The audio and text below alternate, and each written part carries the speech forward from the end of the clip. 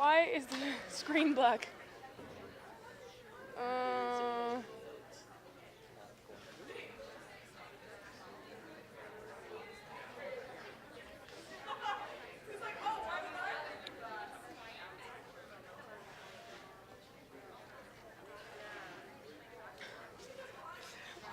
This room is cursed.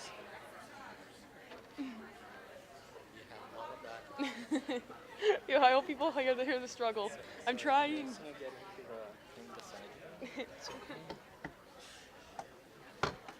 Projector warming in progress. Again, not sure what that means.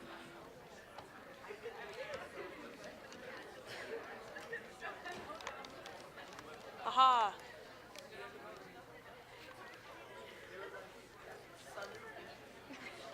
I don't think I should edit that part out. I think I should just leave it.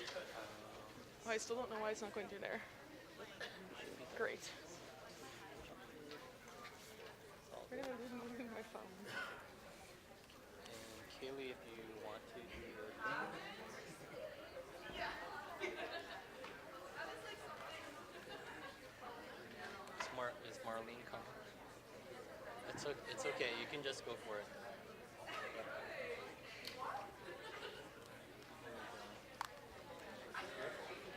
Hi, my name is Noelle, and I just wanted to quickly let you know about TEDx U of T. So our upcoming conference is on March 23rd, and the theme is Spectrum. So just to give you a little preview of some of our speakers, the first one's Nicole Medeo. You might know her from teaching you Bio 220. She does research on the gut microbiome, and her talk is going to be about how much of you is you. So reconsidering your conception of self from an evolutionary standpoint. Another cool speaker that we have is Michael Garton. So he is a professor in biomedical engineering here at U of T, and he was an avid solo rock climber until an accident rendered him paraplegic and paralyzed. So he's going to be talking about the human impulse and how that forces you from a sense of familiarity into the unknown. And lastly, our MC, who's currently unannounced, is Samantha Yamin. You might know her as Science Sam, and she's a neuroscience researcher here at U of T and has probably TA'd some of you guys. So that's just a sneak preview of who we have speaking at our conference. And so just to let you know, tickets are on sale. You can find out more information on our socials at TEDx U of T and on our website. Thank you.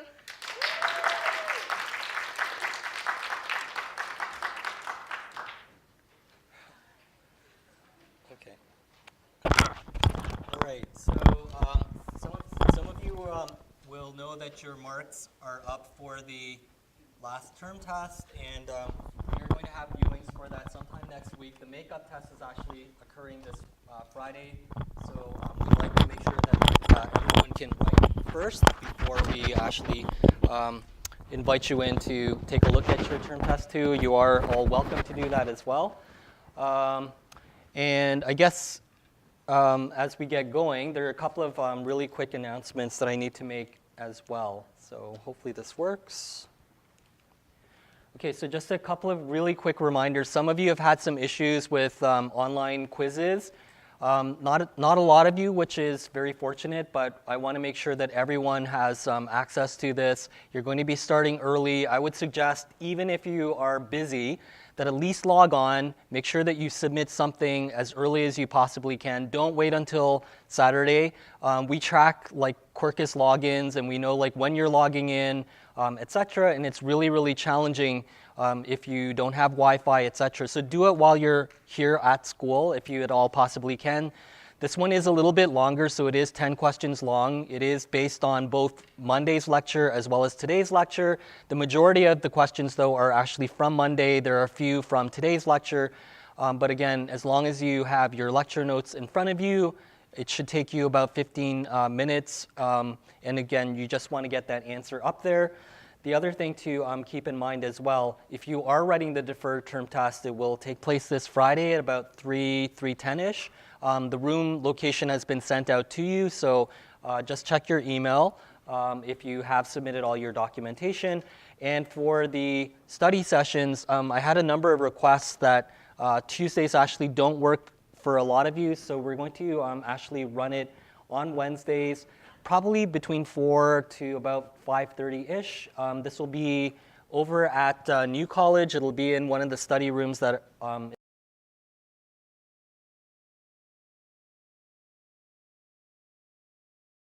information up. It will be recorded, so you don't have to worry that you're going to be missing out. And Kate, I think you're right. This room is haunted. Okay, let's see.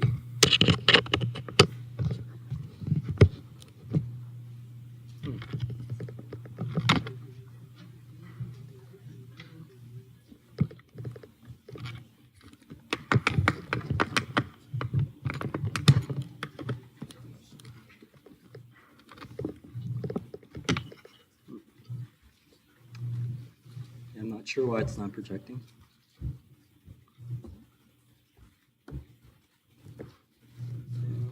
Maybe try it through the HDMI. Yep, I can try it. No. Oh, send to projector. Oh, try the VGA.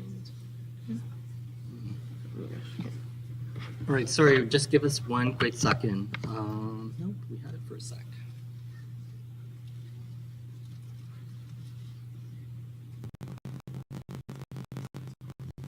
I think that's working. I just can't see it on here. Okay, sorry about that.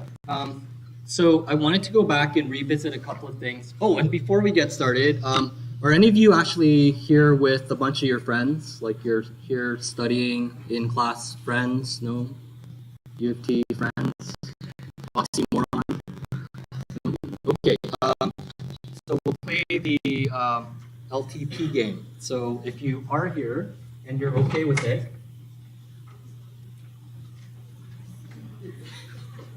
I do have, I saw this happening last week, so if you're brave enough to do it, come up and grab the Uncle Tatsu, and every time you hear me say LTP, you can start eating. And I do have spoons. There are 2 cakes here, so please feel free, help yourselves. Okay, yes, it's totally random. Just come up and grab it. You want me to throw it to you? Is there a cash? There's no cash. There's no cash. Okay. It's up to you. You can eat it wherever you want. All right. So I wanted to just make sure we're all on the same page for this. So one of the things that I was asked a lot in at the end of the last lecture was this. So what are the 3 different staining methods that are actually mentioned in understanding the distribution of the different receptors? So this is a heterologous system where we are looking at HEK cells, so they're not neurons.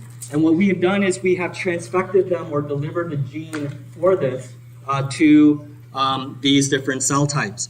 And when we do permeable versus non-permeable staining, the non-permeable staining allows us to see the receptors on the cell surface. And then when we permeabilize and use the same antibody again using a different colored secondary antibody, then we get this intracellular population. So this permeable versus non-permeable staining, the way that I've done it, I've added the antibody twice. I've looked at the ones on the cell surface, and I've looked again the second time at the ones that are found inside the cell. And that just tells me that we have a distribution of receptors on the cell surface and ones that could move to the cell surface. And that's all of this permeable versus non-permeable staining tells us. The second staining technique that I went through really quickly is where we have a very similar situation where we are looking at the population of receptors on the cell surface, and we are using an epitope tag. And one of the things that we do is we will have the antibody and we will label everything on the cell surface in a living cell at the same time. There's still a whole thing left. So just grab the whole thing, grab the spoons, head back. Okay, so when we do these types of experiments, we put the antibody on, everything is ready to go, and then we allow some of the receptors to internalize. And we haven't visualized them in any way, we have done nothing. So we've only added the antibody one time. Wait, is he actually in this class? I'm hoping so. He just took off. So if you are looking at what's happening here, it's a little bit different. We have the antibody from time 0, we have it labeled, and we are not going to add the primary antibody against HA again. We just do it once. And then we have receptors that remain on the cell surface, and we have ones that will internalize, and it will internalize with the primary antibody still on it. And then we go in and we label the ones that are still on the cell surface, and then we have not added any other antibody, so anything that was originally up there has carried the antibody to the intracellular pool, and this allows us to have these antibodies that have been internalized to be detected. And this is a way for us to examine the removal or the endocytosis of the receptors using this particular system.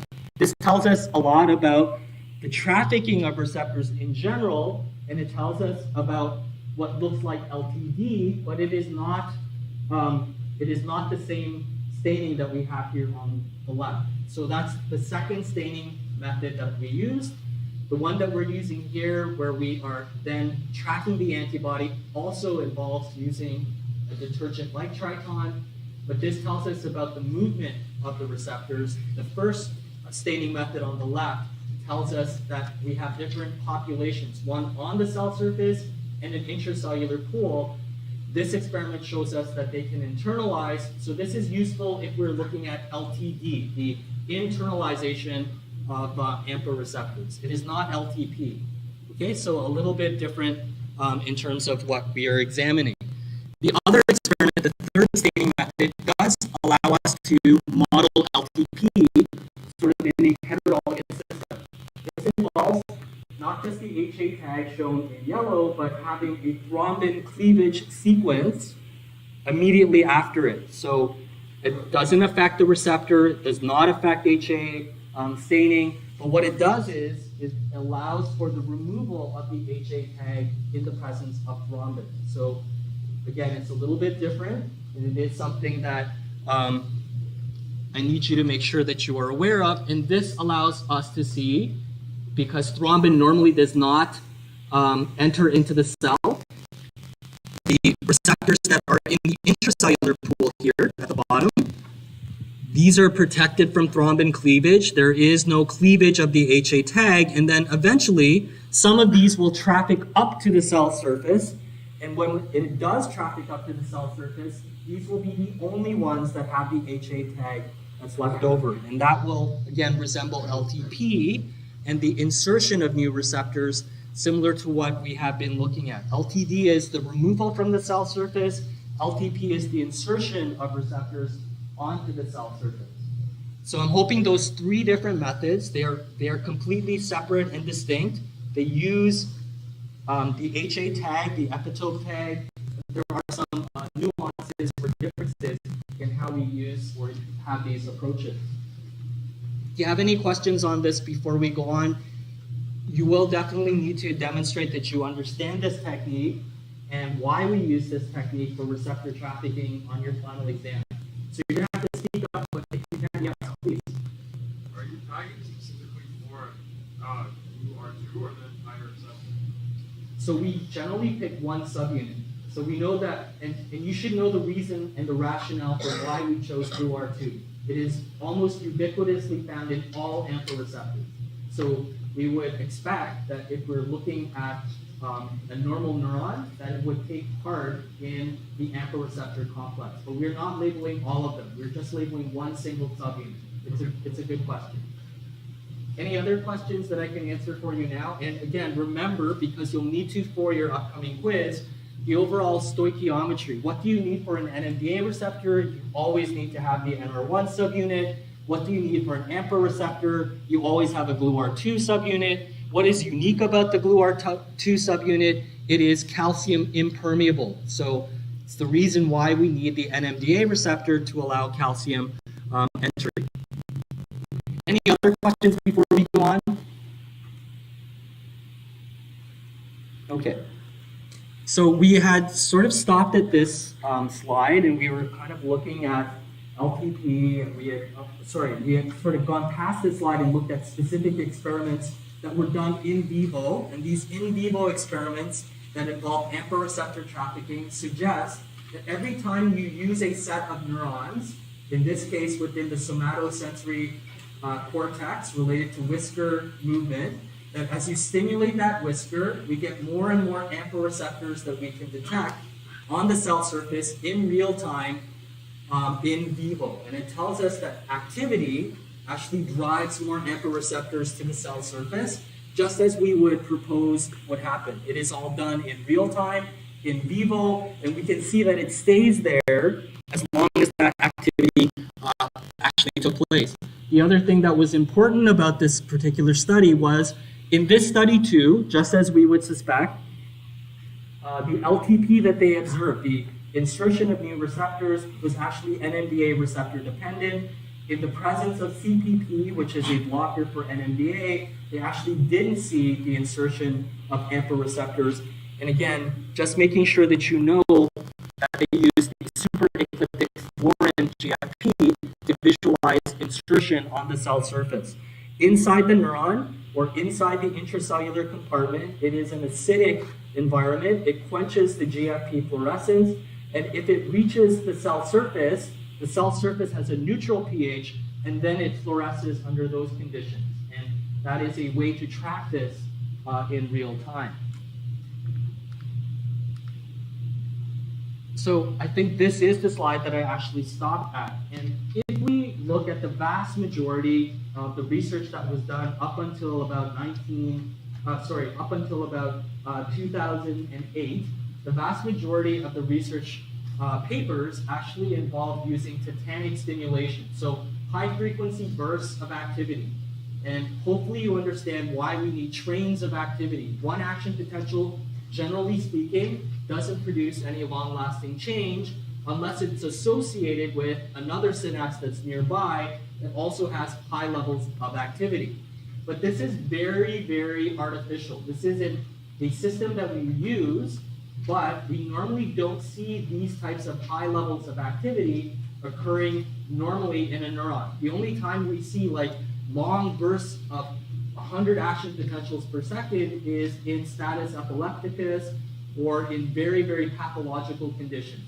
We are trying to use this high frequency or tetanic stimulation to demonstrate that learning involves this level of activity. That is not physiological, it's pathological. And so scientists began to re-examine the particular models that involve using more physiological patterns of activity to model learning, memory, and things that we normally associate with LTP, the insertion of receptors, etc. One of those models, which is becoming more and more popular, actually involves what is known as spike timing dependent plasticity. And this spike timing dependent plasticity is one that you need to make sure that you know for the final exam.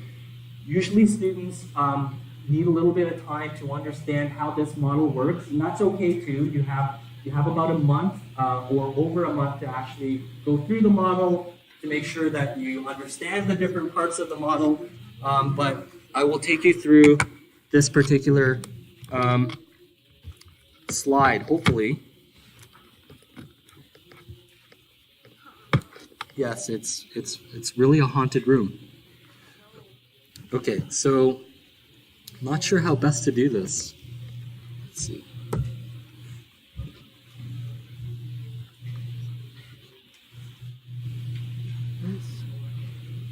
Nope. Might actually be the connector, because that's the only thing I can think of. Like this one here. So if we try plugging this directly in.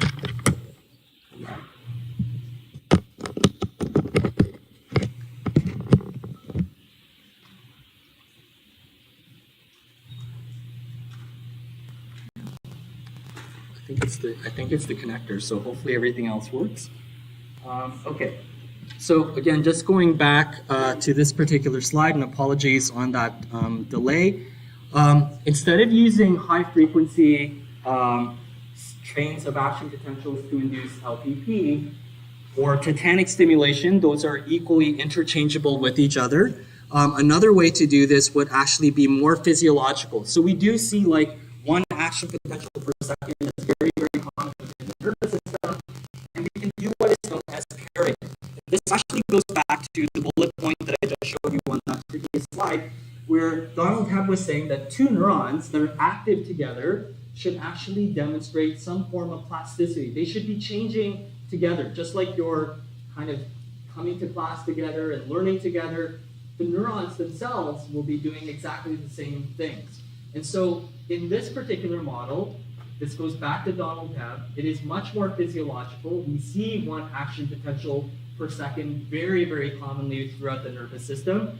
And so this is actually a better model system that more and more scientists are looking at. And we still use the hippocampus, we still use the exact same circuit that we used before, but in this case, what we're looking at is how close in time does activity have to occur in order for there to be a strengthening. And strengthening is denoted by having things above the x-axis. So this synapse demonstrates strengthening up here, and it demonstrates weakening, or LTD, down here at the bottom.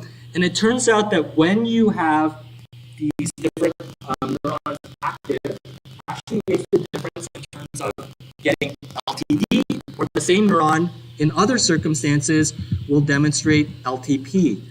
And the timing is actually critical for this, and this is why it's called spike timing dependent plasticity. So generally it involves one action potential per second, and this is that action potential that is shown here on the slide at the top. And the other thing that's important about this is at the same time, or close in time, we can actually depolarize the neuron that we are measuring from, in this case the postsynaptic neuron. So what this is showing you here on the left, and I will give you the example where we actually have a weakening of the synapse. So normally it would be responding and not changing at all. It would be up here at 100%. If we have spike timing dependent plasticity that results in LTD, it would be lowered, and we would see it down here. And how do we get a lowered response? So we depolarize the cell first, the postsynaptic cell. So we depolarize this postsynaptic cell first, and then we will stimulate the presynaptic cell shortly after. And when we do that, and we go back and measure the postsynaptic cell, it actually becomes weaker. And that's why we get this lowered response down here at the bottom. However, there's a certain time window where we depolarize the postsynaptic cell and then fire the presynaptic and causing a release of glutamate. It has to be close enough in time for LTD to occur. So if we wait too long, so for example, if we wait more than 100 milliseconds between doing the postsynaptic depolarization and the presynaptic action potential firing, we actually don't see any type of plasticity, which makes sense. There is low levels of activity, there has to be pairing occurring, and this generates LTD. So on the other hand, if we look at LTP, we also see spike timing dependent plasticity. Here, we're doing what you would traditionally assume would strengthen a synapse. So we fire one action potential, 1 hertz in other words, one action potential per second, and we would then depolarize this postsynaptic cell. And then when we do this close enough in time, we actually get a strengthening of the synapse. And this spike timing dependency that we're using, this model system, is a much more physiological type of system where we can strengthen synapses. And this is the normal type of activity that you're demonstrating right now. If we're looking, your brain, when it's oscillating and it's trying to remember things, it's operating between like 1 action potential per second within your hippocampus up to about 8 action potentials per second. So this is in that physiological range. And so we know that this is a better model system for what might be learning as well as memory. And again, another thing that I didn't mention when I went through this data is the positive spike timing is generally shown here on the right as LTP, and the negative spike timing is shown to you on the left as LTD. So the timing of when you have presynaptic versus postsynaptic activity. Did you have any questions on this before we go on? Because it is an important concept. It might be new for some of you. Some of you might have seen it in other courses. but you will need to know this both for the quiz coming up on Thursday, as well as on your final exam. Do you have any questions? Or anything that you're a little bit confused about, or things that I can clarify for you, or things that you might be interested in exploring further? Any questions?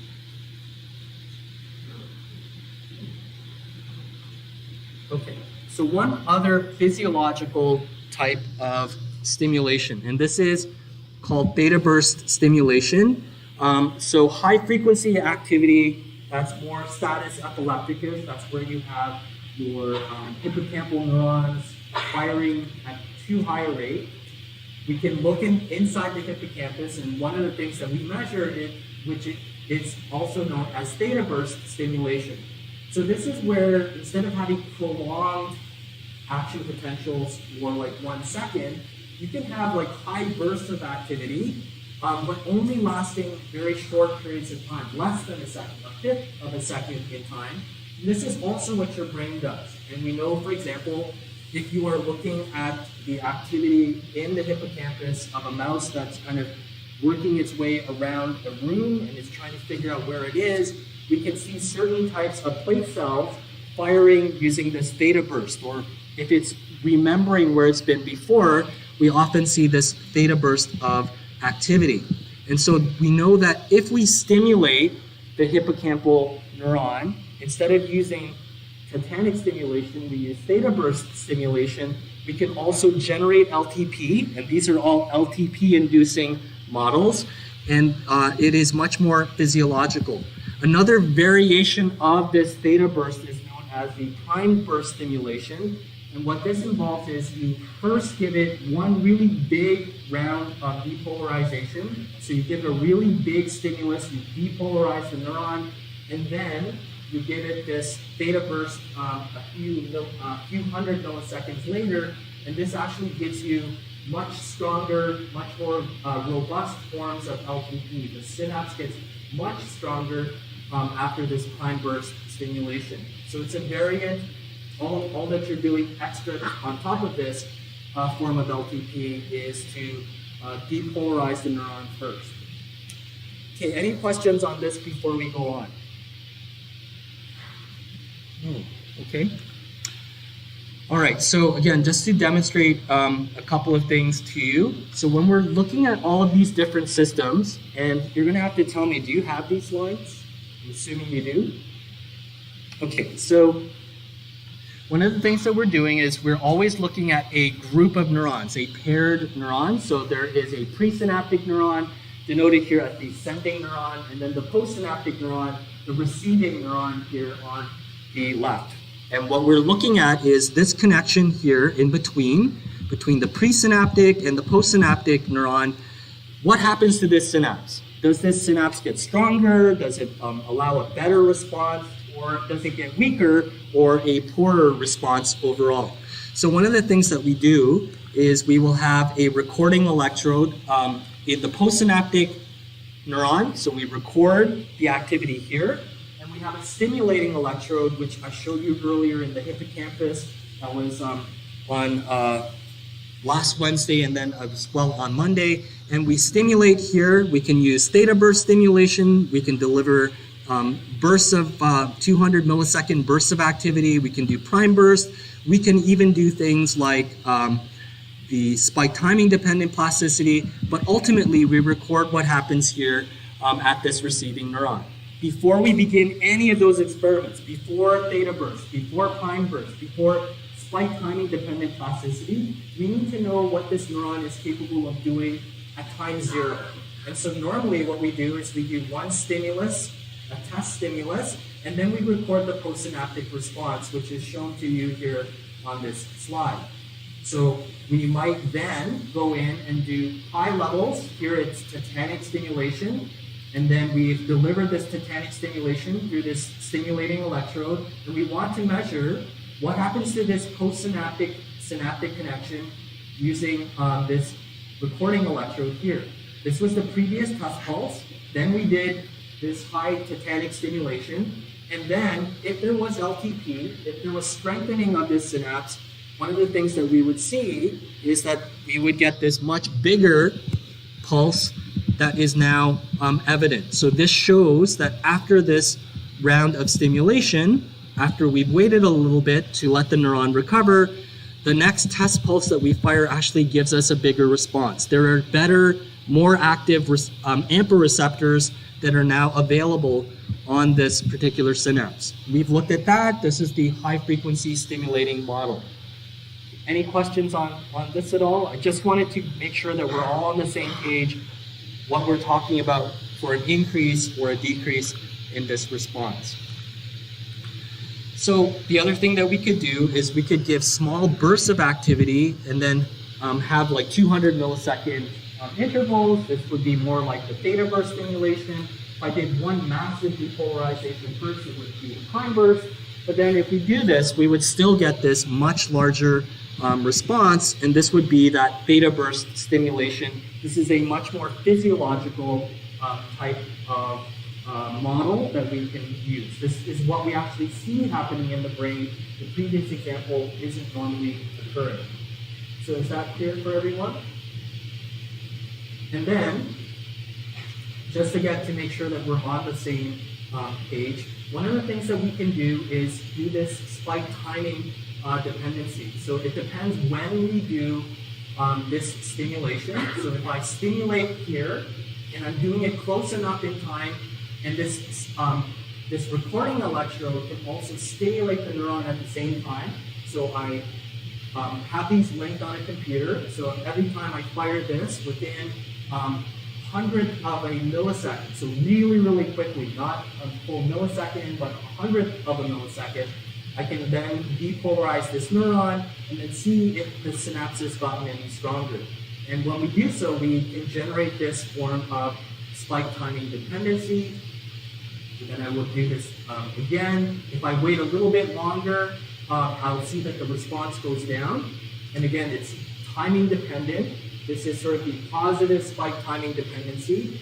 So let's do a third round. So I depolarize, and I continue to do that. The longer I wait, so between the depolarization and the postsynaptic depolarization, the longer I wait, the smaller the effect is.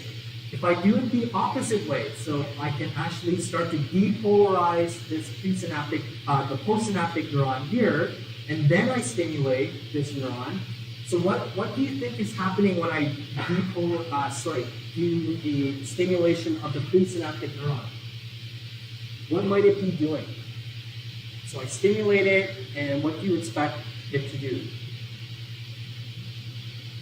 So it depolarizes the cell membrane, it opens up some of those voltage-dependent sodium channels, and causes an action potential to flow all the way down the axon, and then what happens after that?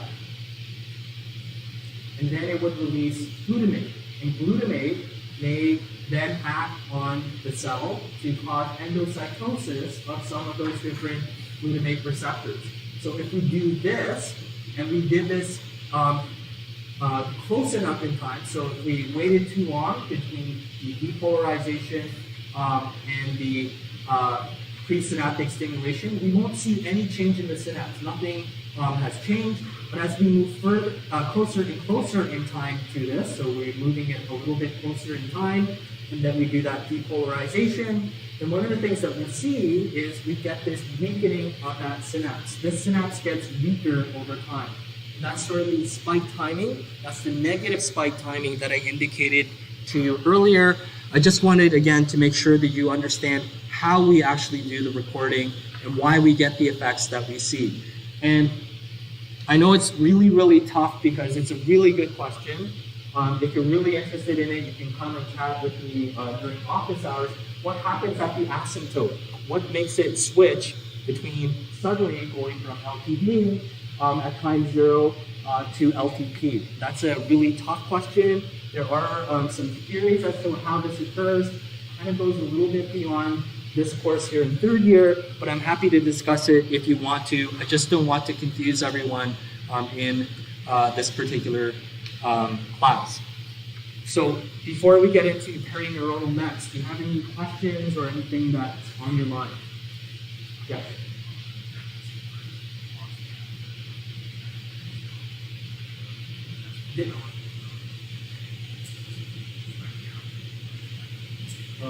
is here. So I'm measuring the postsynaptic response. So this tells me like how much amphoreceptor activity there is. So this is the normal size. This is actually showing that it's become weaker. This is LPD. If it gets bigger, it's LPP. The reason why we're showing it this way, again, I don't want to confuse everyone. When we're looking at an electrophysiological recording, we have two options. We can measure current or we can measure potential. Potential is usually a positive deflection, and current is usually an inward movement of ions. And so this is the inward movement of sodium, for example. So this is less sodium flowing in, and that's why we see a bigger or smaller EPSC. And what I showed you earlier is the flip side, which is the EPSP, which is the postsynaptic potential.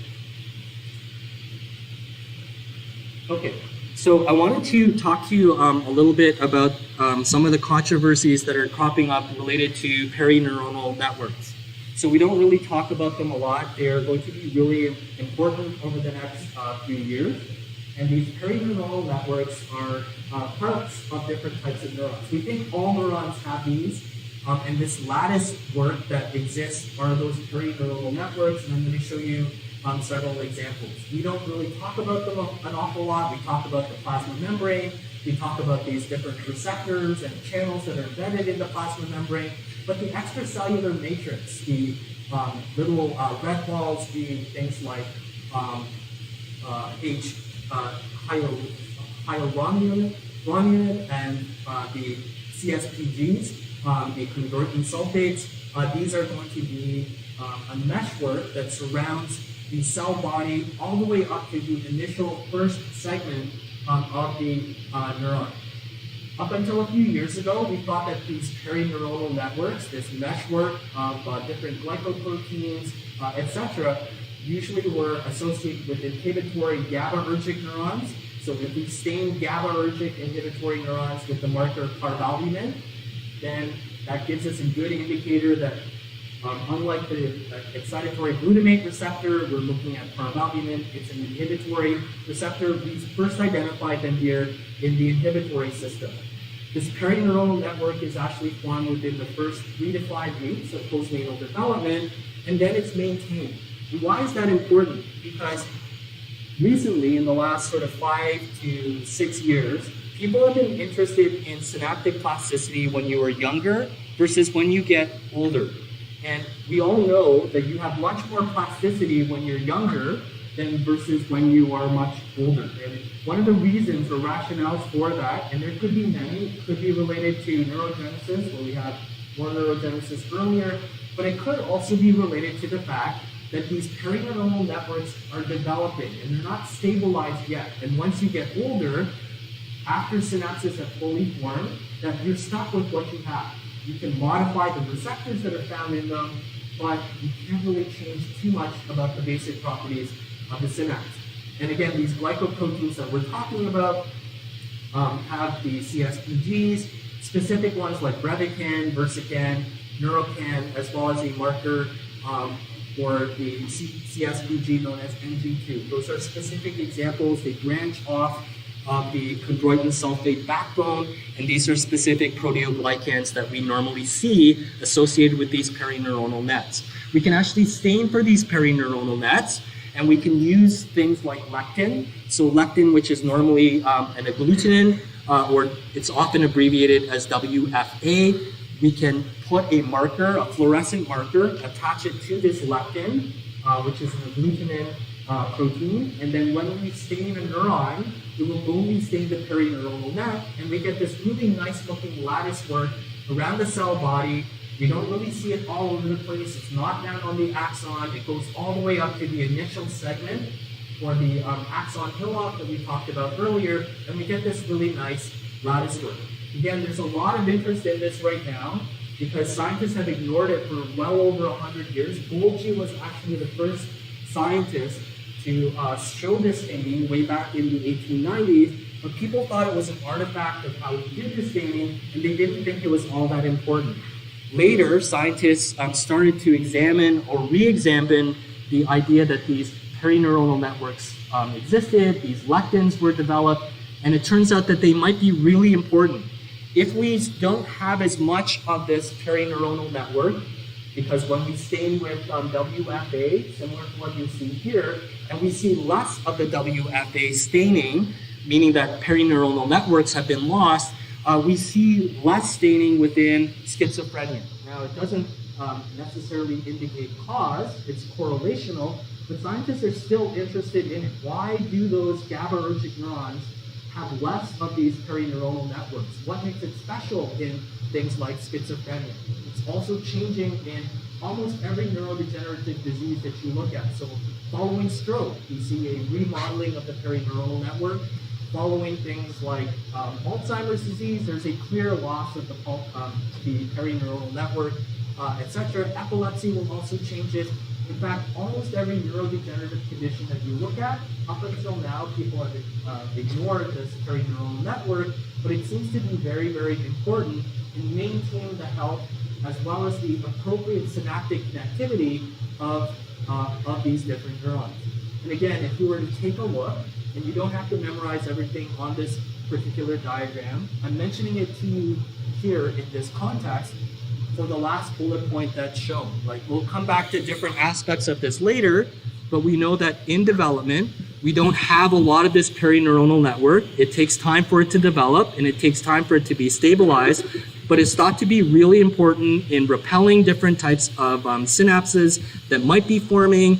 It acts as a physical barrier, but more importantly, one of the reasons why people are interested in this, it actually limits how these receptors on the plasma membrane can actually move. So it's a physical barrier for AMPA receptors, for NMDA receptors, etc., to actually be moving within the plasma membrane. And this is one of the reasons why we're particularly interested in the movement of these AMPA receptors, because as I've shown you over the last 2 days, AMPA receptors are responsible for LPP. When we get more of them, or if we have fewer of them on the plasma membrane, we have LPG.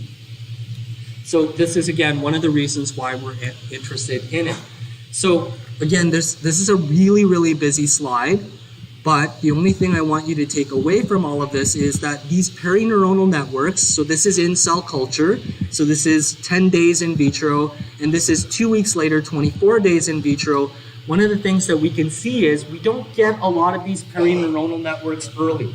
These synapses are very, very plastic, and it's probably a good idea that we don't have these perineuronal networks, and that once they're fully formed, that limits the plasticity, the physical plasticity, and therefore the functional plasticity of these different types of synapses. And again, we see that it goes all the way down to the initial axon segment, just like everything else that I showed you before. And we have one other thing that I wanted to mention. We can actually stain for the hyaluronic acid, which is part of those perineuronal networks, by having a binding protein that is fluorescent, which is what you're seeing here. And it seems to be really important. If we dissolve away this network, does it affect plasticity?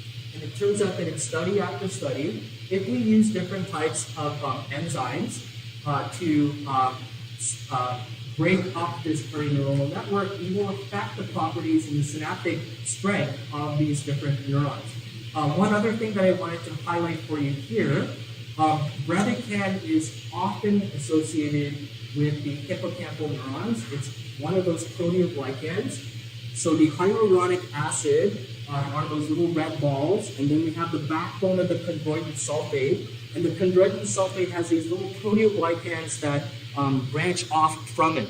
And these proteoglycans, one of the proteoglycans we see frequently is known as brevican. So there's neurocan, brevican, etc., NG2, but those little branch points are things like brevican. We can also digest those as well. So again, without going through all of the details here, we can actually inject in something that will destroy the perineuronal network. We can use chondroitinase, and this specific form of chondroitinase will destroy the backbone of the chondroitin sulfate. The chondroitin sulfate breaks down, the perineuronal network breaks down. And again, I'll come back to this slide again on Monday as we transition into the next sort of module. But this is a diagram related to LTP. And this LTP, if there's no change, it will stay at this baseline level. And if there is an increase and we see LTP, we actually see it above this 0 line that we have here. If it was below, it would be LTD. But here the protocol has been to induce LTP. The control enzyme that they used and injected is penicillinase. So it's again another bacterial enzyme. So penicillinase is used as a control in this particular condition. And the reason why this figure is actually important is that if you were to take a look at what you're seeing, the main point is that in this mouse, which is just labeled as a transgenic, these transgenic mice are actually transgenic for molecules that will lead to Alzheimer's disease. And these mice, therefore, have Alzheimer's disease. In fact, they carry the same proteins that are involved in human Alzheimer's disease. And in human Alzheimer's disease, there's an impairment in LTP, there's an impairment in learning, there's an impairment in memory.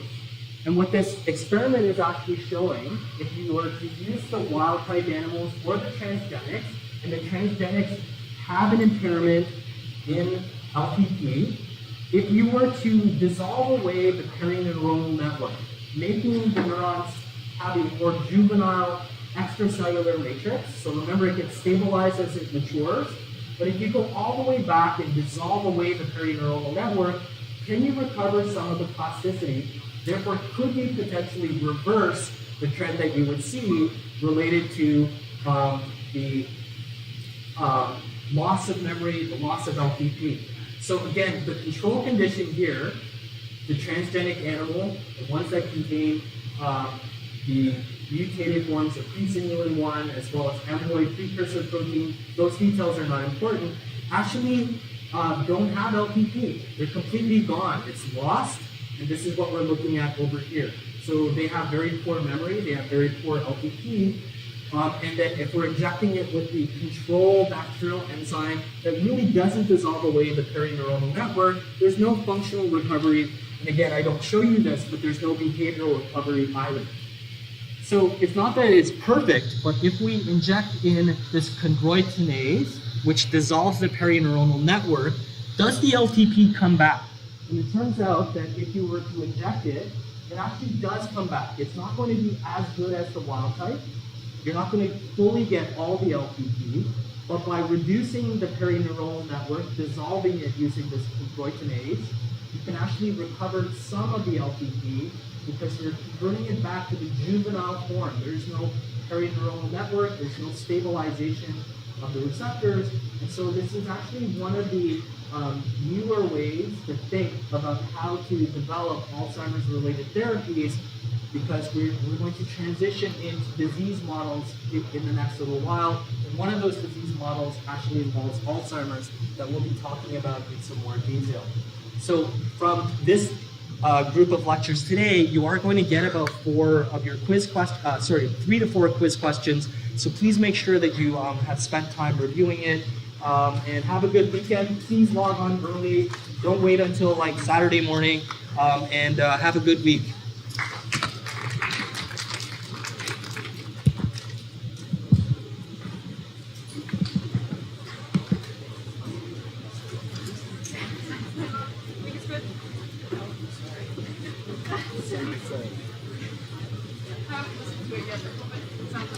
Can I ask you for a quick favor? So you recorded for, can you send me the audio recording?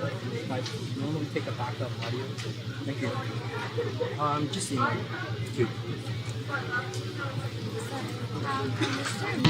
In regard to reviewing the test one, is it okay if I stop by today even if we didn't? I think today should be okay. It should be okay. What did you write it in the regular sitting? Did you write in the regular sitting. Yeah. Okay. Thank you very much.